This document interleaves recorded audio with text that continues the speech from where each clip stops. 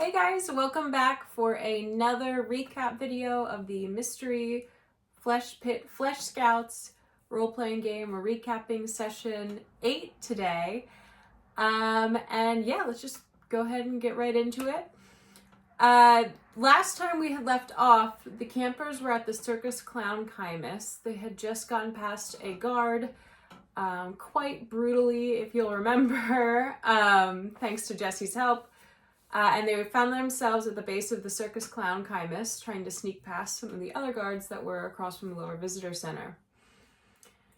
They saw a little tunnel underneath of the Circus Clown Chimus that Spencer had noted that hadn't been there before when he was visiting the Mystery Flesh Pit previously. And when they went down to take a look inside, they heard some childlike crying, which was very concerning to them. We picked up this session with them plunging all into the tunnels. As they got in, they realized that it was really just enough space for them to all go single file. It was a smooth kind of tunnel that was not as spongy and squishy as the flesh pit itself is, because remember that this is underneath the Circus Clown Chimus. There had been that flash calcification of the circus performers. If you're just watching this video and you've never heard of the flesh pit, that is ridiculous, but hopefully this isn't your first video. There's a lot of stuff out there about it. Anyway, circus performers, flash calcification. So you get the sense that some of the calcification had leaked down and kind of solidified this underlayer underneath of the Circus Clown Chimus. The tunnels were small, just enough for them all to go single file. And they could probably, if they took some time, they could turn around and do a 180. But but that's mainly because they're all kids. Jessie, who took up the tail end of the row of the trail of campers, could not. She would need a wider opening in order to be able to turn around and do a 180. So pretty tight quarters in here. I think Mimi took the lead, with Spencer behind her. They came to a area where it branched off into 3 different pathways. They decided that the group should stay together, and they took the left pathway because left is best, which in previous role-playing games that we've done has never failed them. Through this time, while they were crawling around in this tunnel, they kept listening to hear for the crying. As they got farther up the left tunnel, they started hearing the crying less and less. It got farther away. So they decided to all shuffle directly backwards back to that 3 arching points. Now, I made a map of what this tunnel system looked like. So as they were deciding where they were going, I was kind of plotting where they were on it. So I'll put a image, if I remember, I really hope to remember, I'm going to put this image of the map of this tunnel system here. And I'll kind of maybe somehow try to point out what their path actually looked like. But they went back. They branched off another direction. While they were in there, and they had gone through a secondary tunnel, which branched off yet again, one of the campers, Pixie, got a strong urge to go a different way. And Pixie was kind of in the middle of the line, so 3 of the campers went one way, Pixie went the other way, and because it was a really tight section of the tunnel, the campers behind Pixie just thought that that was the way that the campers in the front had decided to go, so they kind of blindly followed Pixie. Didn't matter too much though, because there was a tunnel, a through tunnel to the different tunnels that they had gone on. It ended in a little bit of argument about who broke off from who, and they needed to stop playing around. Anyway, they convalesced into one big group again and started single file going through these tunnels. They got into a small room in which Spencer found a little outcropping in the calcification that looked like too square to be natural for the most part. So he took a look at it, touched it, and then eventually realized he could pry it off of the wall. And looking at it, it was like a journal that had been somewhat calcified and crystallized. So he put that in his bag and then kept walking, all the time hearing this child's crying, and it started getting a little bit louder as they're crawling along. And then they come to this large room. And as their flashlight beams are kind of scanning around the room, they can definitely hear the crying coming from in here. They're scanning the top too. All of the campers are paranoid that something's going to drop down from them at the top and the ceiling, like every room they go into, and that's not happened yet. I don't think it will, but so yeah, they're scanning around with their flashlights. And as Spencer gets to the opposite side of the room, his flashlight beam hits a foot. Or a hand. It hits a hand. And then another hand of this crying child. And as he's slowly scanning with this flashlight, it hits another hand. But this hand is wrong. It looks like two hands that are kind of like melted together with their forearms attached and bowed in an unnatural way. And his flashlight then illuminates what is known in the Mystery Flesh Pit as a compound human. It's a melted together amalgamation of several different human bodies. They can see that it doesn't seem to have noticed them yet, and they can see definitely some child parts in this, and then they see on the side a pair of lungs, and then also the vibrations of vocal cords on another side of this huge blob of creatures, of people. Without really taking time to discuss, Mimi takes out her AEM and shoots it with a laser, which immediately causes a scream unlike anything that the campers have ever heard in their entire life, and is so incredibly unsettling. It's just like a layered, agonizing scream from this creature. And it starts crawling its way, dragging with different arms and feet and other appendages and torsos and everything, dragging its way to them, to where it had since it had been shot from. And then Spencer, with his katana, is steadfast on staying to try and kill this creature. He's convinced that he has to put it out of its misery.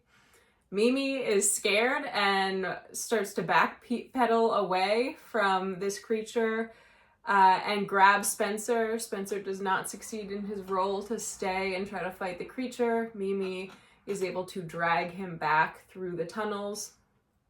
And they're screaming for everyone else behind them to go fast, go backwards, go fast, something's coming. And Mimi and Spencer are both being dragged backwards facing this thing.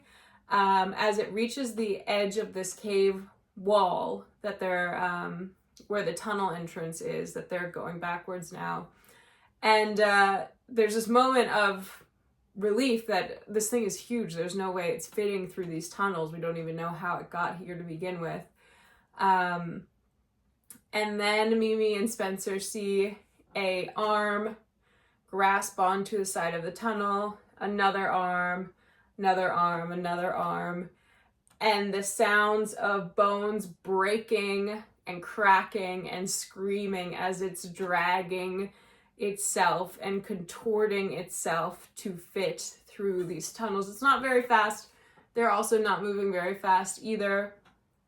I believe I was rolling for everyone to see how fast they were moving and to see if they remembered the pathway they came through to actually get out of this tunnel system. The kids at the end, following Jesse, did just fine. They were able to get out.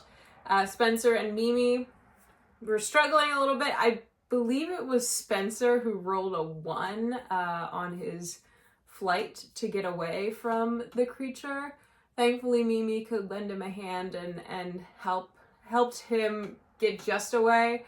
But it was kind of a harrowing experience. They managed to put enough distance between them and the compound human to get out of the Circus Clown Chimus tunnel system, and they're back to where they had started. And they're wondering what to do, that this creature was probably, they're debating whether or not if this creature was going to follow them outside of the Circus Clown Chimus, and if it was going to try to hunt them down. They weren't sure. And an idea was tossed around, which I loved, is that they're at the Circus Clown Chimus, which is like here, and the lower visitor center is over here. And a potential plan was thrown around to attract this creature, this compound human, out of the Circus Clown Chimus in order to create a distraction so that they could get past the lower visitor center and the cult guards that were there. That was eventually thrown out. They'd gone in to see if they could hear it, still following them. It seemed like it either couldn't tell where they went or it wasn't quite following them. So they decided to continue with their original plan, which was to make a canoe/parachute out of the flesh pit wall, cut off a huge chunk of it, drape it over each other, and shuffle slowly across the open, like 40 yards that they had to get of like plain sight of the guards that were out front of the lower visitor center. And if they did that successfully, they'd be able to make it to cover and continue escaping. They did that. Mimi and Jesse both were sawing away with their AEMs, lasering off what is effectively a giant scab of this creature. And they did that, and it slopped to the ground, this wet piece of flesh.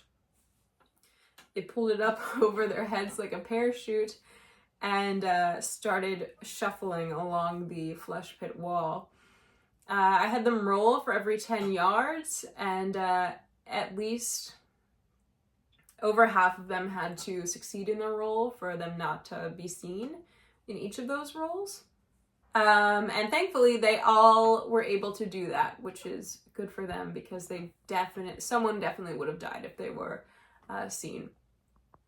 So they got to cover on the other side of this visitor center, lower visitor center, and they started hiking. A little bit into the hike, Jesse wanted to branch off really quickly to go up to a viewing platform for the lower visitor center to see if they could get eyes on what Wyatt, the ranger, had described was happening inside of the flesh pit visitor center.